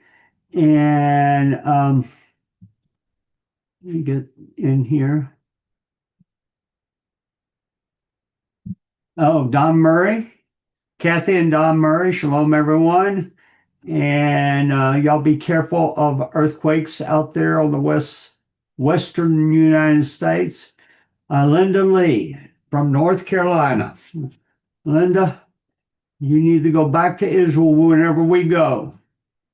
Okay, let's see. Ann Shepard, shalom y'all from Port Neches, Texas. Great guest tonight. Also, thank you for exposing that fraudster. Keep on teaching us the truth. Yeah. All right. Okay. All right. I can see the tags in both ears. They took the tags out, by the way, within a matter of days, and we'll see, what develops on it. But here's the great thing, and to me, the great thing is people are seeing the hand of God move. Number two is that it brought together this group, the National Institute for the Red Heifer. And so that is a very specialized group. That's a step towards the Sanhedrin. Now, within that group, they started a Beit Midrash, and that has 20 top scholars to debate and to work out the various halakhic difficulties. That is another step towards the establishment of the Sanhedrin. There are going to be things that the word has to get out. We have to have a Sanhedrin. There has to be compliance of all the various groups for that Sanhedrin to come to be. And that is part of the main part of here. Okay, Rod Kuzman, I can't hear. That was probably my fault. What is your website again? It's called JerusalemTempleStudy.com. Okay. I know Victor's on. He can type it in for you, and you can go to it. We also have a temple course that we teach. That if you're a member, a gold member, that's $25 a month. You can take the course. It has 13 lessons, and there's a 2-hour video, hour and a half to 2-hour video with each one, as well as quite a bit of information and a test with each one. All right. Okay, Virginia Anderson, so informative. This fee was great. Janice Nino, it was fascinating. Thank you. And thank you for that comment. I mean, he did a great job. Susan Notero, thank you. Kathy Murray, thank you. And you can see, I didn't do a great job, okay? Tonight I have been all over the place just trying to get it up there for you. And listen, I've got to thank Gabriel Gallegos. Okay, he's not listening tonight. He's got a family event. But he put together the editing on that video. He did a tremendous job, and it looks good. All right. Yeah. Jerusalem Temple Studies, that's all one word, JerusalemTempleStudy.com. And I don't think there's a Y on the end of it. I think it's just STUDY. Okay. Rabbi Ariel said in Hebrew that the calf disqualified because of the ear tag. And so, again, the important thing is, but there's no spaces between the words. It's all one word. Okay, if you have others comments, Okay, there's also a VR update donations page on Jerusalem Temple Study that is linked from the article I posted. Okay. All right. All right, Teresa Anderson, my computer was acting up. Welcome to the club. I'm blaming Coco the Siamese. Well, I have to, I've had tremendous people working and everything, but I think there's been a spiritual battle that has been just really going on to keep this message from getting out. Well, my question is, all these developments, they didn't start out of nowhere. I feel like this is a tide of a major move to Torah and reestablishment of the true calling of Israel. I would totally agree with that. Totally agree. And I think that that is profound. Listen, if y'all have some other comments, questions, please put them up here. I'm anxious to see them, and I feel bad that I couldn't get to the chats. Okay. Please remember to like. Number 2, please remember, if you would, to share. And we will probably have, this is going to be up on YouTube. You can go and watch the video directly there. The interview, it'll be by itself. And there are going to be some follow-up videos. Okay, follow-up things. We're moving into a number of projects. Okay. How many clean priests needed to actually slaughter, burn, and gather ashes and sprinkle the first person? Now, I'm not sure on that. Okay. And the one that slaughters is required to be clean. It appears that the ones that deal with the ashes, that deal with the cow, are also clean, because it says in Bamidbar, chapter 19, or Numbers 19, it says that they will become unclean. So if they're becoming unclean, it means that they're clean also. The number, I'm going to guess it's around 3 would be required minimum, but I could be wrong.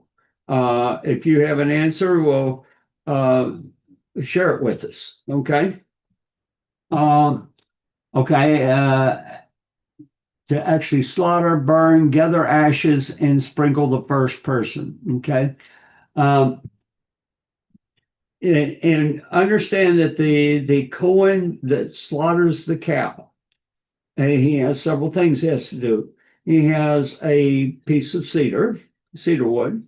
He has hyssop and a shiny tolat, a scarlet-colored cloth. He has to throw that into the burning carcass. And then he has to face towards the temple. And when the temple is standing, it is critical that he has a line of sight. Okay, critical that he has line of sight. Now, we're told in the Mishnah that the eastern wall was lower, allowing him to see over the wall. It says for the red heifer. Okay. And so the outer eastern wall would be like this. Okay. So if you can see my hand, it would be like this. And that particular wall is not a problem. We found that out several years ago. It's low enough, its elevation. It is this wall, which is the eastern wall of the court of the women, has to be lower. Now, this building, or this gate right here, this is the Nicanor gate, is actually higher than what we have in these models. This was based upon, we have found that this gate was actually the same height as this gate. Okay, that's 40 cubits. This one was built at 20, but that's what is implied in the Mishnah. But according to Josephus, it was 40, and it only works at 40. But he has to be able to see through, and he has to, the altar has to be, they use a shorter cubit for the altar so that he can see right to this location. Okay. Okay, if I can hold it where you can see it. Okay, see, it has to have that line of sight to there. Now, we have no temple. So the understanding is that he has to look towards where the gate would be, and there's nothing to obstruct his view. Okay, and so that's the requirement. All right.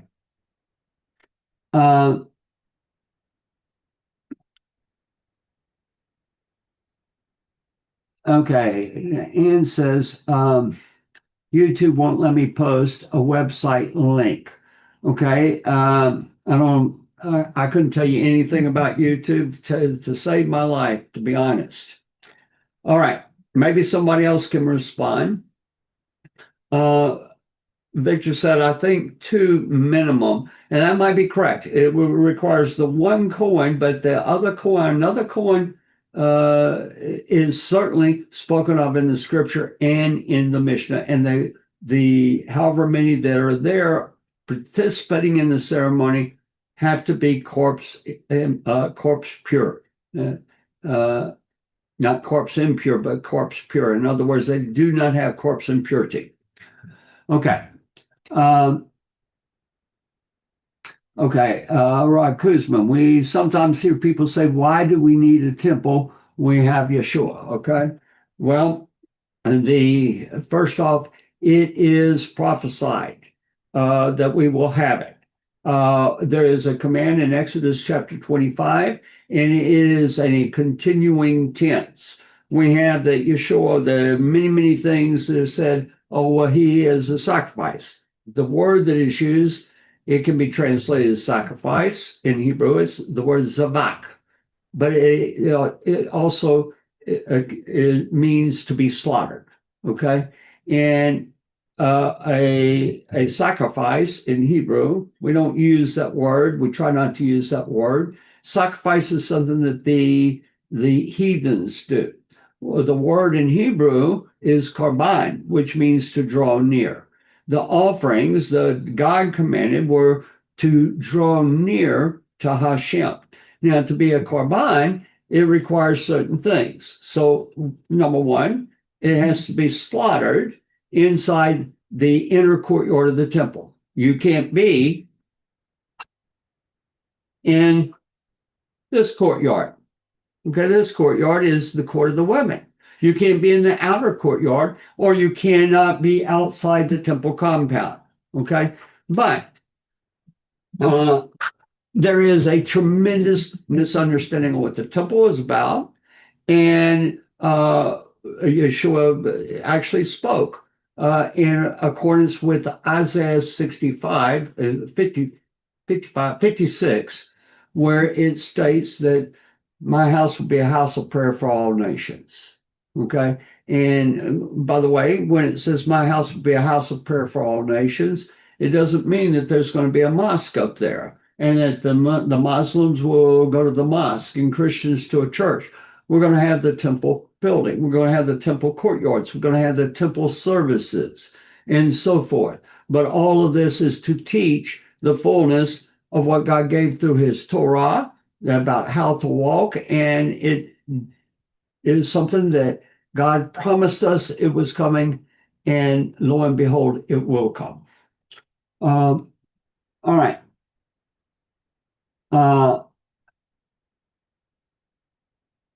Okay, AM writes, I should know the answer to this, but does the red heifer ceremony have to be done before building the temple? Okay, that's a controversial issue.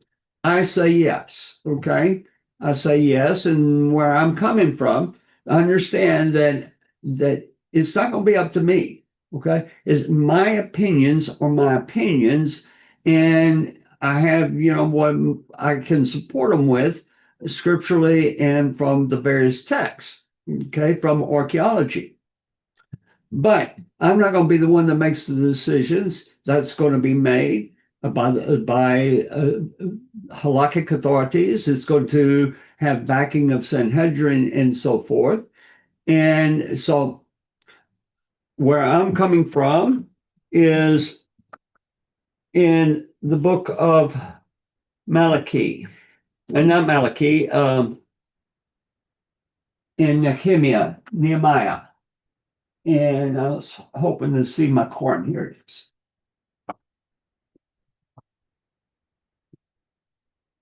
Okay, so in the Quran, Nehemiah, let me turn to it, chapter 3.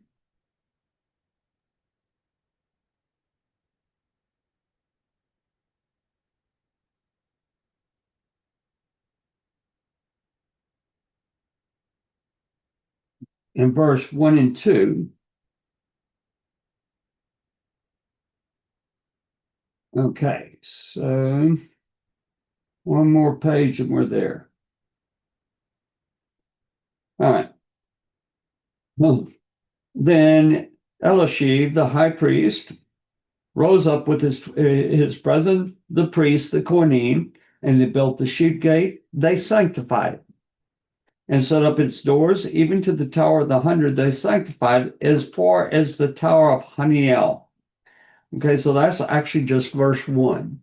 But they are using Kohanim to build the temple. Okay, and so we were told, Rabbi Zoria said this, that certain things that you could, you don't have to have the red heifer for.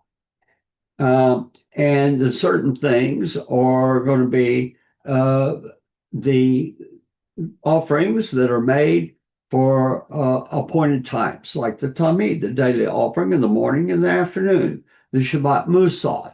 Okay, all these are going to be, by the way, in Numbers chapter 28 and 29.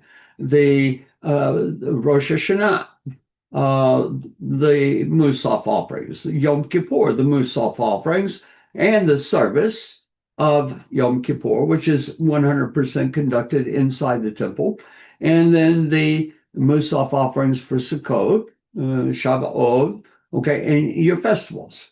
Now, there is an opinion that the construction workers do not have to have corpse impurity, or that they do not have to be corpse free. Okay, I don't know if that is halakha, but that is an opinion. I have a different opinion, and so I just want to put that out there. Okay.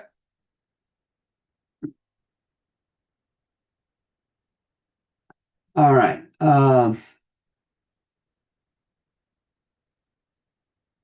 Okay, and said that she put spaces in because of the website address. Okay. All right, from Victor prophesied to Hashem to provide the commands we are still obligated to perform, even when there is a prophecy mentioning something. Okay. All right, I'm going to go ahead and close it down, and hopefully this is going to generate a lot of response. Okay. Shalom, everyone, and thank you for bearing with me through all the various mistakes I made, but thank you. And let's look forward to next week. By the way, we have a fast coming up. I think it's the 2nd of July on Thursday. It's the 17th of Tammuz. I don't have my calendar on me, but it's the fast the 17th of Tammuz, so be watching for it. All right, I'm going to put the video back on.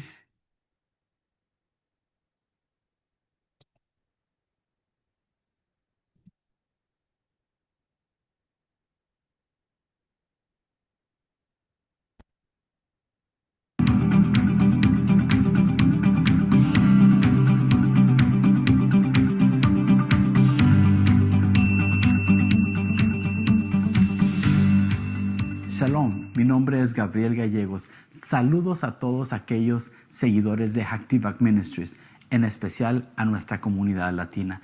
El día de hoy queremos compartir con ustedes uno de los artículos más impresionantes que podemos tener en nuestra tienda virtual. Te invitamos a que te quedes y a conocer más del modelo tridimensional del templo.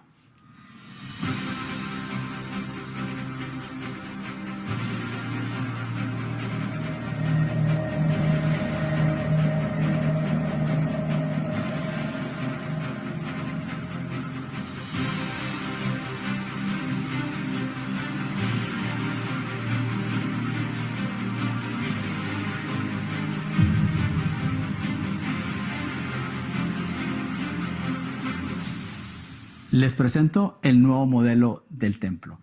Una de las cosas adicionales que se han agregado en esta impresión es esta base donde está de una manera inclinada a 45 grados. ¿Para qué? Para que pueda enseñarse mejor a nuestra audiencia. O si usted, al igual que a mí, le gusta ponerlo de la manera tradicional y ponerlo en una superficie plana, pues también puedo hacerlo. De esta manera usted lo puede poner en su oficina o en su lugar de estudio o en su lugar de reunión. ¿Para qué? Para que la gente pueda admirar la gran maravilla de lo que se ha podido llegar a hacer. Ahora les voy a invitar a que me sigan acompañando para mirar las siguientes adiciones que se le han agregado a este nuevo modelo.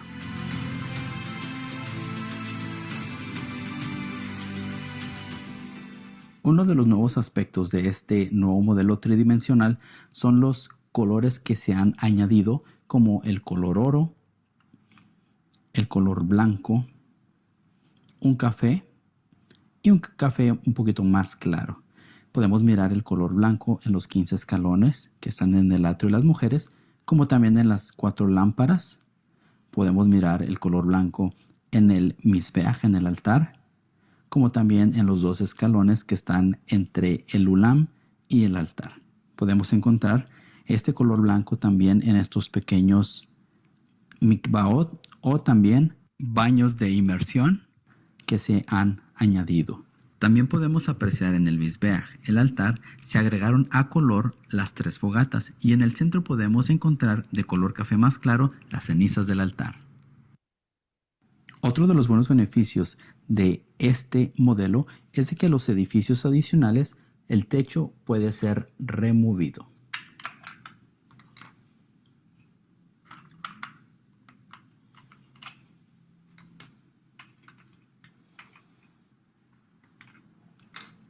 En el edificio sureste podemos mirar cómo el área donde el Sanedrín se reunía para hacer sus juicios, y también se ha agregado un color azul en donde está el lavacro para así poder distinguir las diferentes áreas. Les agradecemos mucho a cada uno de ustedes, especialmente a la comunidad latina, por estarnos acompañando. Pueden ir a Jerusalem Temple Studies y buscar la opción tienda o store en inglés y luego buscar modelos del templo y ahí podrán obtener el suyo. Bendiciones y gracias por su apoyo. Shalom.